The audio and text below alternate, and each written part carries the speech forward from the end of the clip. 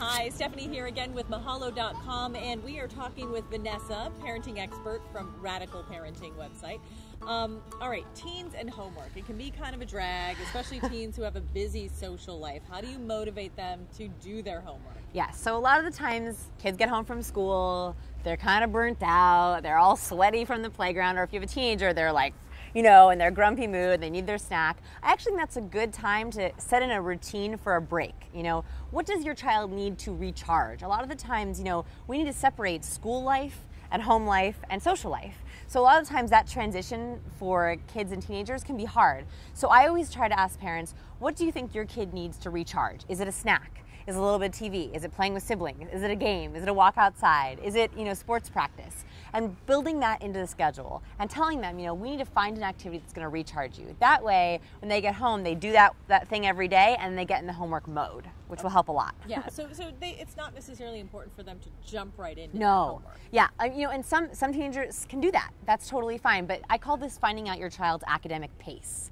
Every child has a different pace. Some of them are sprinters, like they do a whole chunk of work for 5 hours and they kind of motor through it. Another time, they are more long distance runners, where they do little bits at a time over a few days, where they sit down and do a little homework and they have a snack. A little more homework, watch some TV. So that's fine. Both are totally okay. What's really important is your academic pace when you were younger might be different than your child's. So tell them, I was watching this podcast on Mahalo, and I was wondering, do you think you're a sprinter worker or do you think you're a long distance worker? And it's a great way to sort of converse about what their pace is for their homework.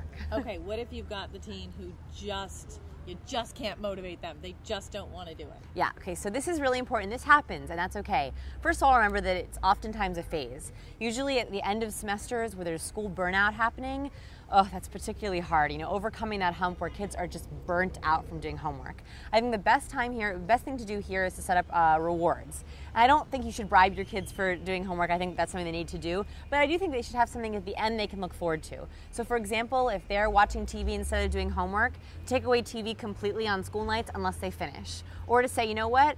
There's dessert whenever you finish your homework by dinner. If you don't, we're not going to have dessert that night. That way, it sort of builds in something for them to look forward to, and also for them to realize that when you work, you get incentive.